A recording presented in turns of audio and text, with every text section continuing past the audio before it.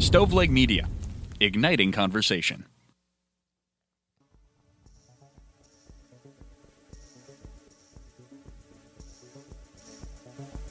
Welcome to True Crime to Go. What can I get for you? I need a crime involving a major television network. Do you have anything like that?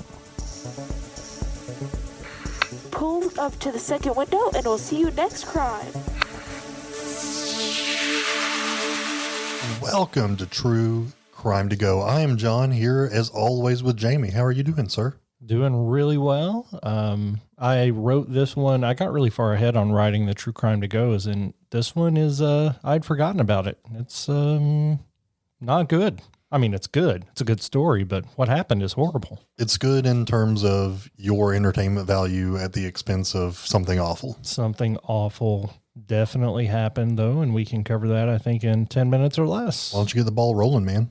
All right, this is a story that's going to raise some really complicated questions about how police use an online presence to monitor activity and then to, I guess the only word I have here is a sting operation, like how to execute what they find online into an arrest. So we're going to talk about Bill Conradt Jr., and he was an assistant DA, district attorney, who his story takes an awful turn.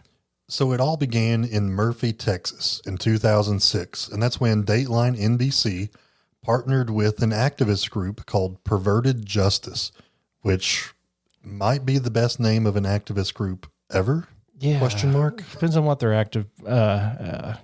activating about. So they set up a sting operation targeting online predators who were seeking to meet minors. So this is, I don't know, one of my TikTok things right now is I'm seeing like this same thing happen where somebody will try to meet up with a kid in a grocery store for very awful reasons. And these people are coordinating this and finding those people and meeting them instead of the police and just like beat the crap out of them. Have you ever seen those? Oh yeah, absolutely. I've heard of that. And of course you remember Chris Hansen, who used to just be waiting in living rooms and ruin they ruined their own lives, but it was great to see him execute that justice. And I feel like the Hansen version is more along the lines of what this activist group was doing. Chris Hansen, not like Mbop Hansen, just right. BT-dub. Right. So one of the men that was lured in by this decoy was Bill Conradt Jr., who, like you said, was the assistant district attorney from a neighboring county. So he was allegedly engaging in online chat rooms with two different people that he thought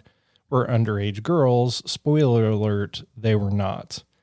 Thankfully, he didn't show up at the designated meeting house. So you think, well, maybe he had learned a lesson. He wasn't planning on assaulting somebody in this way, but police still followed up to arrest him because he did engage in those conversations with who he thought was a minor. So they went to arrest him. Well, and the police intended to arrest him as quietly as possible to minimize any disruption. They didn't want to make a big spectacle out of this, but they did have to arrest him. But the plan went awry because when they got there to his office to arrest him, they found that he had barricaded himself inside and he was welding a gun. In a desperate act, he took his own life. The event sparked outrage and a wrongful death lawsuit filed against NBC by Conrad's sister. So they were televising this. They weren't trying to make it overly dramatic, but this was going to be a sting that they used to make an example. Conrad didn't follow through on it, but apparently found out what was happening, barricaded him in his house, and killed himself when they came to arrest him.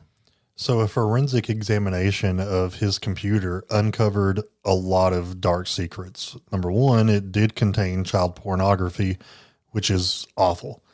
But it also held evidence that would lead to the downfall of his supervisor, the district attorney himself. The evidence exposed financial mismanagement in the DA's office, and it ultimately landed the DA at that time in federal prison. This big twist revealed this horrifying double life led by these public figures who were both predatory and taking advantage of their positions for financial gain. So they thought they were uncovering this awful crime, and they did, but they also uncovered another awful crime that was tied up. So I guess I don't know, it goes to show that once you cross a moral boundary, then there are other things you're willing to do. And this raised some questions about the morality of, I guess, the sting operations, especially those that are televised. I think you have to have these sting operations. There are predators out there, and I have young children. So do you. I want to minimize the amount of predators. Obviously that makes sense, but is it right to make a public display of this? Because in America, you are innocent until proven guilty. And when you make this kind of, when you televise this kind of arrest, you're going to be held guilty in the eye of the viewers even before your legal trials begin. Is it right? And then, the aftermath of this, this guy killed himself because he was caught. Yeah. And, would he have done that had it not been part of the online sting? Would it have been different in any way if it was just completely covert? Like I said, they didn't necessarily want it to be, they invited TV. So you can say you want it to be low profile, but you still have the cameras there. So I don't know, John. I feel like this probably has caused some people to not engage in this activity. So maybe they have saved lives. Maybe having this on TV has saved people from being assaulted, but at the same time, it is. No matter what happens later, you're going to think he's guilty. So if he is innocent, it ruins his life. But at the same time, they're pretty sure when they do this. I feel like in order to if you televise an event and the guy's found innocent and then you've televised it, are you then open to a civil case for, slander, defamation of character or what have you?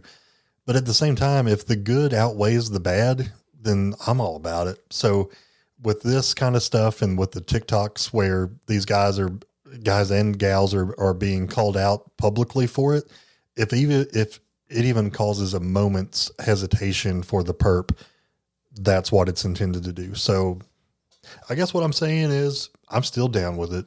Yeah, and that's what Chris Hansen had to say. A few weeks after this, they asked him if he felt responsible for Conradt taking his life, and he said, "I sleep well at night." So he was convinced that he was guilty. Yeah. If the guy hadn't have been doing it, he wouldn't have been there. So the district attorney, by the way, I didn't have his name earlier in the script, was Galen Ray Sumrow, was the Rockwall County DA who ended up going down for this. So it took down a lot of corruption, which is something that keeps coming up in this sheriff judge shooting in Kentucky that you and I are trying to track down more information on. We've been putting a lot of social media content out, but we'll cover that once actual details come out. But for now, this has been a crime story in 10 minutes or less. Would you like crime with that?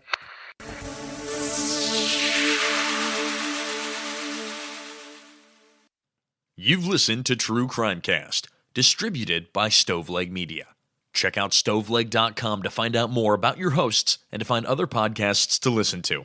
Stoveleg Media, igniting conversation.